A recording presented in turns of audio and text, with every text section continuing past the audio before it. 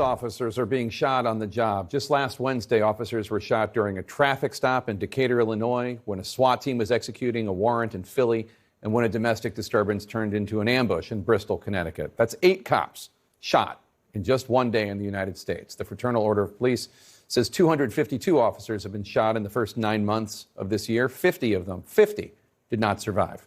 Those numbers differ slightly from an FBI tally, but the attacks don't get the same attention as incidents where officers pull the trigger, likely because those events happen more often. To put into context, the Washington Post's database has 802 people being shot by police this year. CNN's chief law enforcement and intelligence analyst John Miller joins us now to discuss. John, the FBI says last year saw more cops killed intentionally in the line of duty since 9/11. What's going on?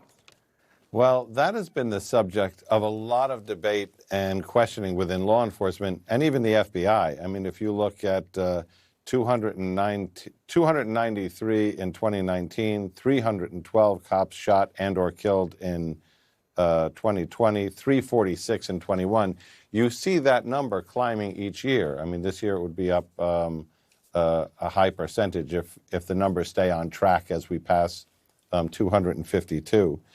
The FBI did a study on this in 2017, and the conditions then after the Ferguson shooting of Michael Brown and other incidents, Eric Garner in New York City, created atmospherics that really made them look at who is behind the police shootings and what are the motives. So what we learned is things you'd expect. 86% of the people who shot at police had prior criminal records. 56% of them were known to the police department. Now, that is more interesting than it sounds because it means that agency had arrested them before, and largely their experience was they hadn't resisted. 60% of them have long history of drug uses, but it boiled down to 2 really interesting factors, because one of them is a game changer. One is the obvious, which is 48%, I'm sorry, I'm mixing up my numbers here, but 28% of them, and this is the game changer, had said to friends or family that they intended to shoot a cop or wanted to kill a cop. They were projecting that ahead of time. And then the larger percentage, 40%, said they only did it to get away. And in most cases, they had started to flee before they shot. But that 28% is the thing that police departments are worried about. Yeah, so the 28%, I mean, that seems to me like that could be the difference. That's more than a quarter. Of people who that's their goal. They want to kill a cop. So that's, that's scary, but it's also interesting and important. Where would that come from, that I want to kill a cop mindset? So not an abstract figure to me. When I was deputy police commissioner of New York City, I was at the scene where Officer Ramos and Lou were both assassinated as they were eating in their car by an individual who drove up from Boston after tweeting, they took 2 of ours, that would be Michael Brown and Eric Garner, we're going to take 2 of theirs. That was an intentional assassination where he felt he was bringing some kind of justice.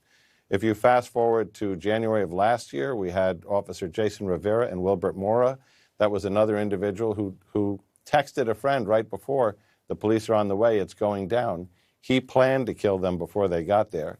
The FBI report, which was anecdotal based on information with law enforcement and offenders from across the country, came to 2 interesting and fairly controversial conclusions. Based on their interviews with police departments across the country, they said, almost to a person, they blamed, 1, the relaxing of the drug laws and the decriminalization of different drugs because they felt that offenders they'd arrested before who hadn't resisted under influence of drugs would be more violent.